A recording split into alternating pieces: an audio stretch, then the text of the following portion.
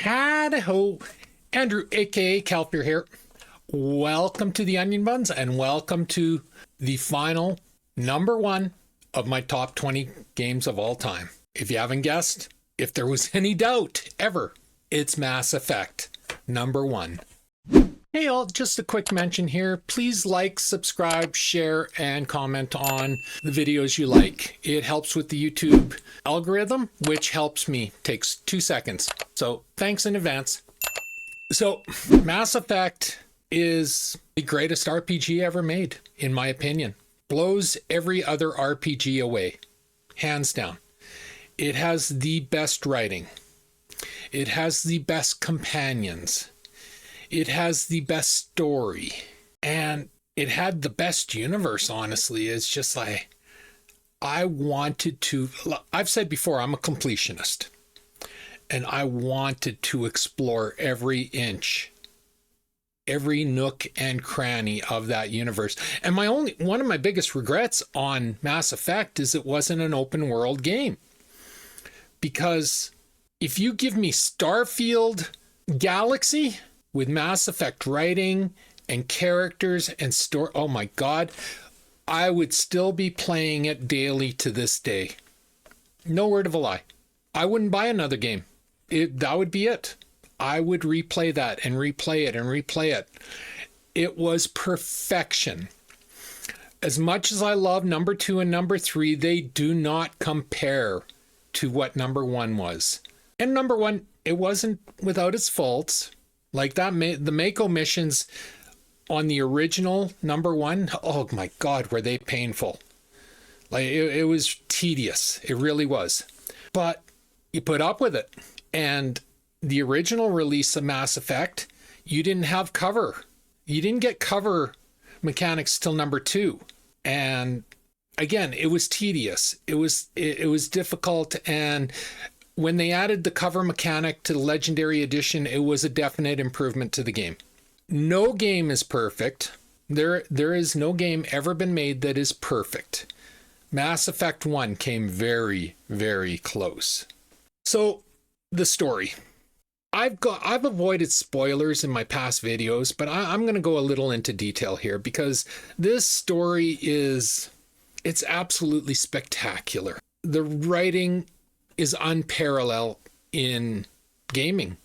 Like, as much as I love Cyberpunk 2077, and I do love Cyberpunk 2077, Mass Effect was written better. It really was. The Witcher and Dragon Age Origin, my number 2 and my number 3 games, they had politics in them. Mass Effect kind of had some politics, but not to the extent of them. And that's where the difference is. But Mass Effect was still written better. But the real strength of Mass Effect is the companions. Like, you've heard me in other videos where, like, Inquisition, Mass Effect Andromeda, I play those games and I hate my companions. I want to kill them myself. I find no redeemable qualities in them. They do not add to the games. In Mass Effect, I honestly cared about every one of my companions. I would ride that stupid elevator up and down because when you got in the elevator because you had 2 companions traveling with you, you get into the elevator, the companions would talk to each other and they'd tell their own stories. So I would ride the elevator up and down, hearing them bicker and fight and argue. Then I'd switch out a companion. I don't know how many hours until I went through every single companion and I heard every single storyline I could hear. I know modern gamers will find that tedious and didn't matter to me. I loved it because the characters were that well written. They were interesting. This is something that modern games seem to have lost. They don't grasp anymore. Is companions are supposed to be interesting. You're supposed to want to travel with them and hear their stories and hear their backstories. Like Cyberpunk had that, but you didn't travel with them. Like you had Judy, amazing character, but she had her own little section. She didn't travel with you. She wasn't, and same with Pan Am. Those were the two companions I cared about in Cyberpunk 2077. I honestly, I never cared about River. Didn't give a shit. He had an okay story, just whatever. Yeah, not my thing. But I didn't hate him. He didn't really appeal to me as a companion. But with the Mass Effect people, including Kaidan, who was your gay romance companion. Now, I never went down that road. As I've said before, I don't do the gay romance. It's not my cup of tea. But I still wanted to hear his backstory because unlike Zephyrin in Dragon Age Origins, you actually could be friends with Kaidan. You could hear his backstory. You could get to know him. You didn't have to jump in the sack with him. And that's always been the complaint I had about Dragon Age Origin and Zephyrin is either you romanced him, which I refused to do, or you killed him. Those were your only two options. You had no other option. So they did Kaidan properly. Now, I preferred Ashley, and at a certain point in Mass Effect 1, you have to make a choice. Do you sacrifice Kaidan or do you sacrifice Ashley? Like, it's hard-coded. You have to sacrifice one of them. So 99% of the time I sacrificed Kaidan just because I prefer Ashley. And Ashley was a romance option. So, and they did what... There was something in Knights of the Old Republic 2 that I loved. And I love to this day. And they did it to a lesser extent, but they still did it in Mass Effect. Is in Knights of the Old Republic 2, Visas and Handmaiden, if you romance both of them, they actually started fighting with each other, bickering, snide remarks, arguments, because they were jealous of each other. And it added a whole texture to the entire unit. And they do that in Mass Effect as well. And not to the same extent. It's literally starts and ends if you're very early on in the game. If you are flirting with both Ashley and Liara, there will be a moment where they make you choose. They're like, they argue and they walk off and you have to choose one or the other. So, but it added context. And then Ashley, who is very xenophobic character, which is something, again, modern games won't write. I mentioned this in another thing, is they won't write racism as a character trait or a companion trait because it's not a redeeming quality. Well, no, it's not a redeeming quality, but it's an excellent storyline quality. It's an excellent characteristic. These are imaginary, fictional characters. So what do I care if they're racist? It's their personalities. I'm not approving of it. I'm not promoting it. It's their personalities, and it adds a level to their personalities. You know, nowadays it's like everybody's so afraid to offend everybody that you don't get structured characters anymore. And that's a real shame. Yeah, so let's go down the talk of the companions to start off with.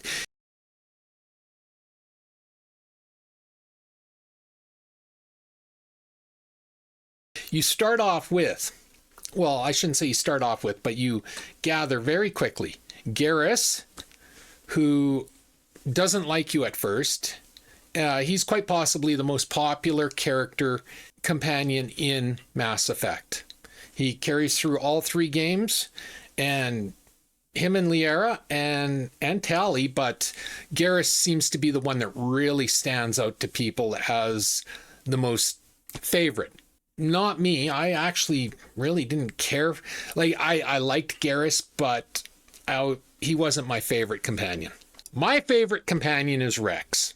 I love Rex. He is a big brute. There's no compromise to him, but he's loyal. He's beyond loyal. He's gruff. He's hoarse. He's violent.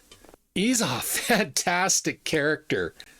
There is a moment in Mass Effect 1 where you choose whether to kill him or not. And I did do it to get the achievement, but I hated that moment because Rex is by far my favorite companion. And I was so pissed off at BioWare and EA when they wrote Rex out of game 2 and 3. Like they had him as a, well, in 2 he wasn't even around that I can think of. Oh no, he was. You went and you visited him, but he was just he was a secondary character.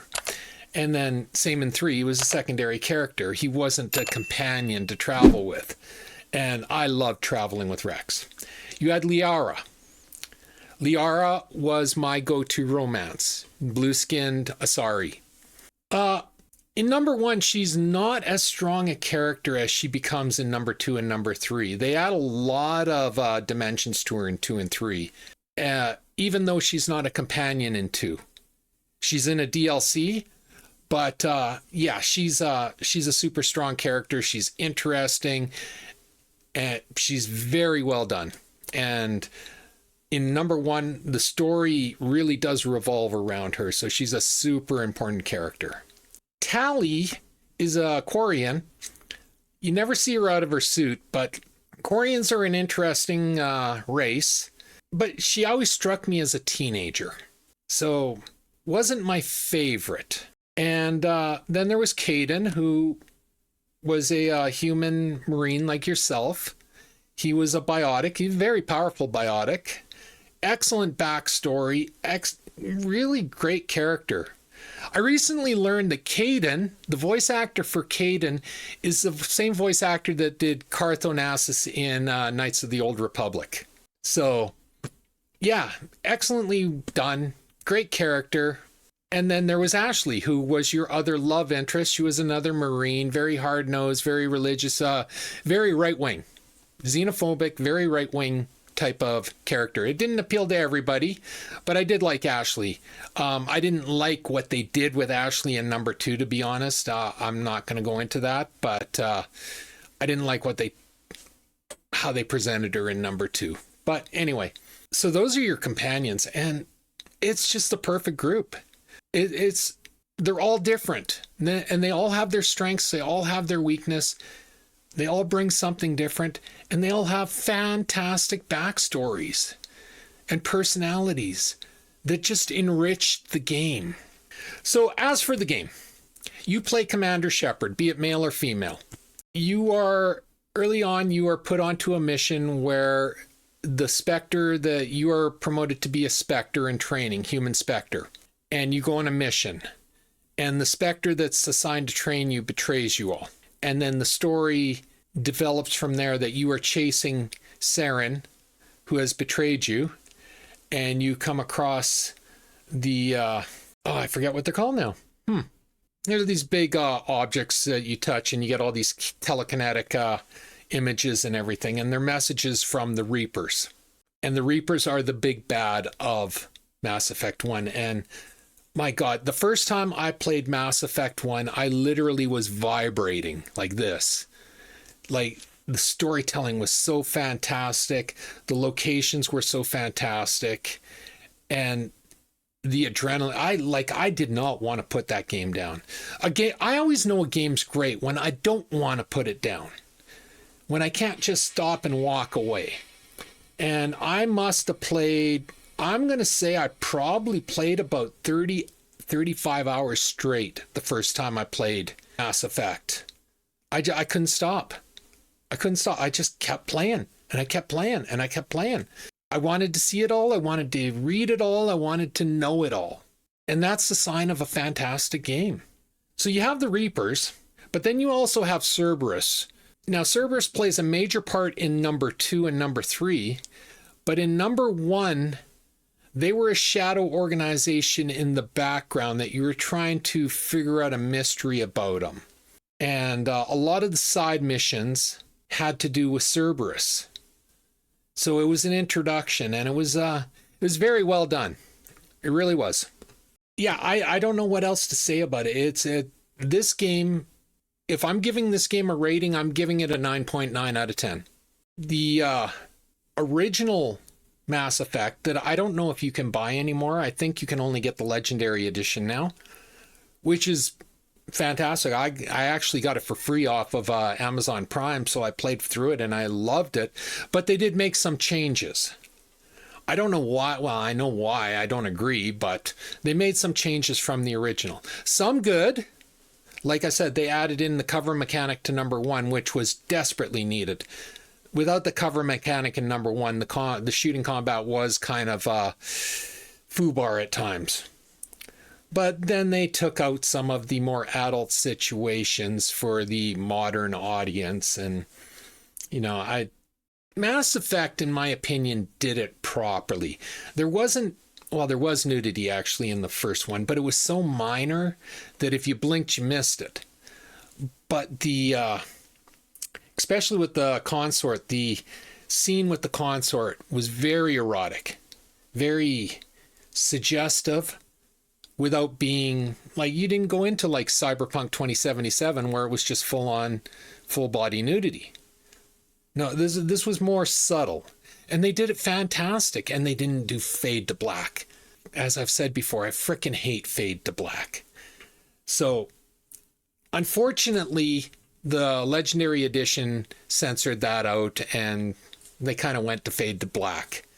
But that's the modern BioWare, and I'm going to talk about that at the end of this video. At the end of this video, I'm going to give you the trailer for the teaser trailer for Mass Effect 5 and give you a quick synopsis of what may or may not happen regarding that game. But for now, we're talking about Mass Effect 1. So before we go any further, I want to play you the original trailer. So sit back and enjoy.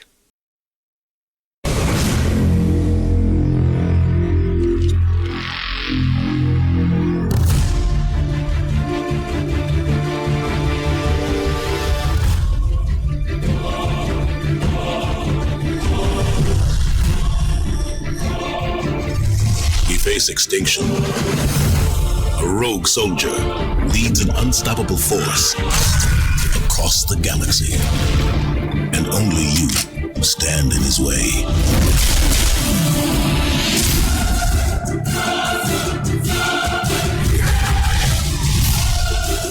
Don't you understand? You've lost. Everyone you know and love. Everyone you will all die. Let's finish this!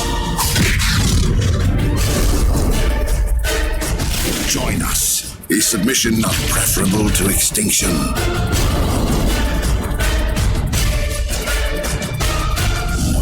We just spotted a troop ship, and it's bleeding gas all over the bomb site. Can you hold them off? There's too many! I don't think we can hold them! I'm activating the nuke! I'm sorry, Ash. I had to make a choice. I understand.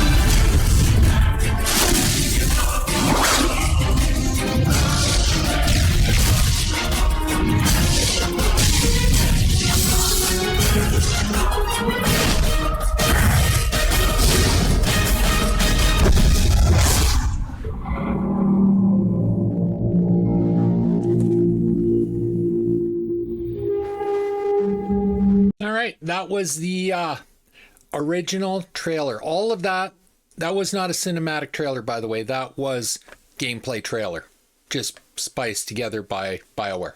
So even after that was 2007, so what is it, 18 years later, still stands up in my opinion. That's the other thing about Mass Effect games is like, and I've talked about this, with Bethesda games, I will run 50 to 200 mods on them because they're incomplete games. There's no other way to say it. They are incomplete games, and you need mods to complete the games. And unfortunately, Bethesda is trying now to profit off those mods, so I'm really not sure if I'll ever buy another Bethesda game, but that's a different video. So with Mass Effect, I didn't run a mod. Not a single mod. Not in 1, not in 2, not in 3. Didn't need them. It's like Cyberpunk. I ran one mod. Well, I tried a few others, but I ran one mod because you didn't need them. The game was complete, and these games were complete. 1, 2, and 3 were complete. Even Andromeda, as badly as it was written, was a complete game. You didn't need mods. And that's how games should be, in my opinion. If you put out a game, you shouldn't have to have mods. Mods should be an option for those who want them, but the game you put out should be complete from day one. So that was the original trailer. Now I'm going to show you the Legendary Edition trailer because I believe you can only get the Legendary Edition now.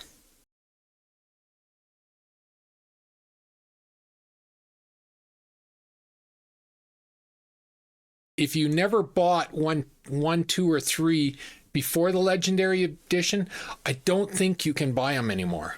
Don't quote me on that, but I don't think you can. I have them.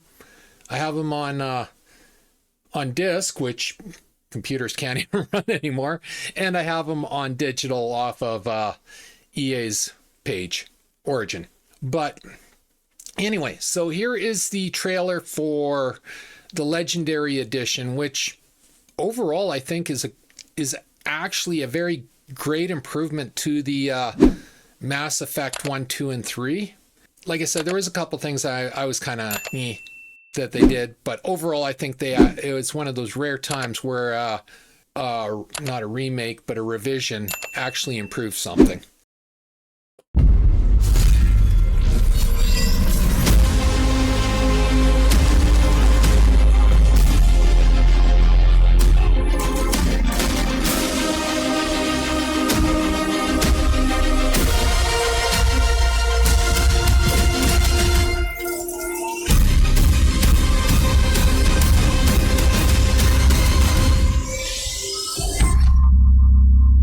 So just a quick 30-second teaser trailer, but you get the idea. You can see the graphical improvement from the original.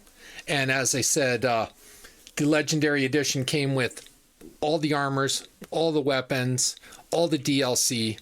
So, and you can get it cheap. I got it for free off of Amazon Prime when they put it on, gave it away one day. But you can go on EA's site and it's really quite cheap nowadays. I think you can get it on Steam too. So that is Mass Effect 1. That was and is my number 1 game of all time. How much do I like this game? Just watching this stuff, I want to replay it. I love this game. Like I said, it's 99 out of 100. It's that close to being the perfect game. So that brings us to the future. So there is one more Mass Effect game coming out. But because of the failure of Mass Effect Andromeda, the failure of Anthem, the under reception of Dragon Age Inquisition, and the catastrophic failure of Dragon Age Veilguard, BioWare has exactly one more chance to right the course, and that's Mass Effect 5. If BioWare does not come out with a massive success, I don't even think a moderate success will do it. If they do not come out with a massive success in Mass Effect 5, Mass Effect will be dead, and BioWare, the studio, will be shuttered and closed down. They've had far too many failures. And all of those failures have to do with writing, in my opinion. Writing and special interest activism. The question is, has EA got the message? They've lost millions of dollars on these failures. And Dragon Age Veilguard was their biggest failure to date. So have they finally got the message to stop hiring special interest activists and stop writing for a very small subsection of fans? Because these games, they only succeed if the fans come in, and right now the fans are not buying what BioWare under EA is selling. Now the good news is we have other options. We have Exodus.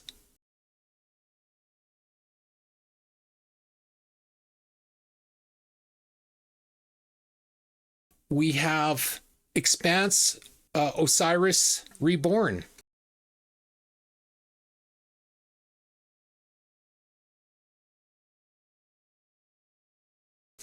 Both of these games look amazingly like the original pre-EA BioWare products.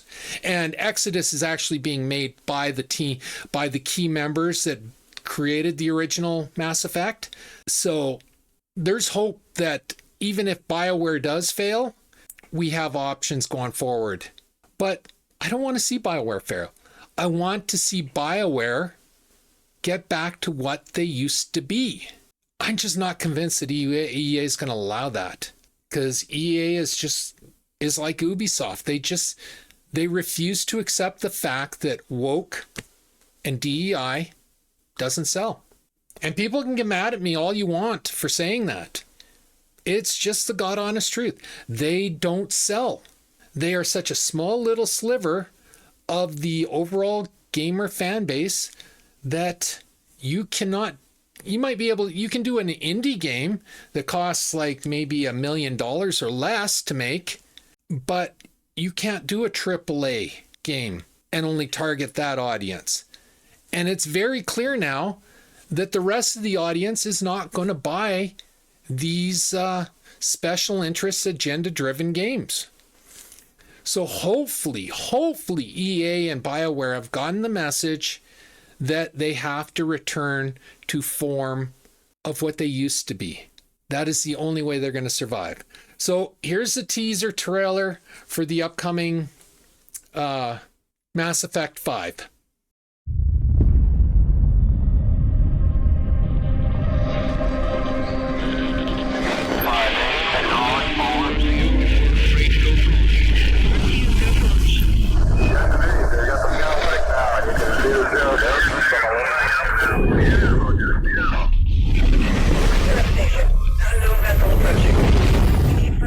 Protocol.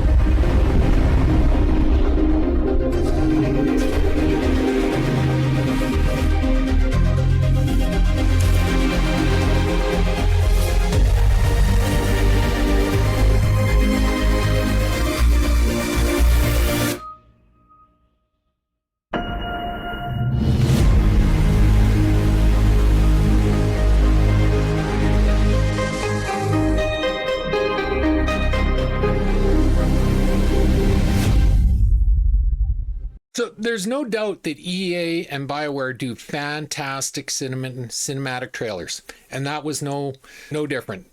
Like that's a great piece of art. But you could say the same about Starfield, and then we saw how poorly it was written as it pushed its agenda rather than built a fantastic story. So we're going to have to see.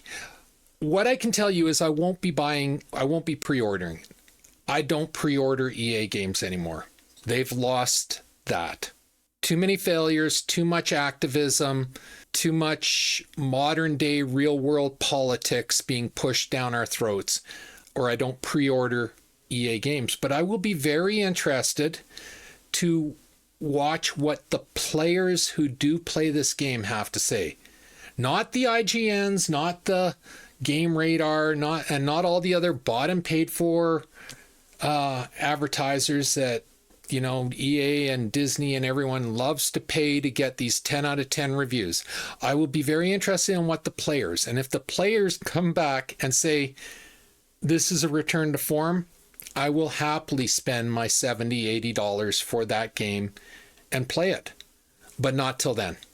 EA has lost that with me, and yeah, we're just going to have to wait and see. But Mass Effect will continue, and as I said, this is the make or break game for BioWare. If this game does not produce, the studio that was once the most famous and respected RPG studio in the world will be shuttered and closed. And it will end. And that's sad. But that's what EA has done time and time and time again. Westwood and so many studios they've done this to over the years. That just another casualty. So anyway, we have come to the close of my top 20 list. And Mass Effect 1 is my number one game of all time. If you've never played Mass Effect 1, 2, or 3, do yourself a favor. Pick up the Legendary Edition and play it. I guarantee you, you will love it. You will not be disappointed by it. They are all excellent games. Fantastic games. If Exodus and The Expanse can even meet those games, they will be masterpieces in themselves, and in 10 years they'll be in my top 5 game, honestly. So anyway, that's my video for today. I hope you enjoyed it. If you did like the video, please leave a like, a subscribe, and a share. I'm trying to grow my channel, and I really could use the help from people liking, subscribing, and sharing to my channel. Always feel free to leave a comment. Let me know what you think of my list. Tell me what your top 20 is. Tell me what your top 10 is, what your top 5 is. Tell me why you agree with my picks, why you disagree. Let's have an interaction.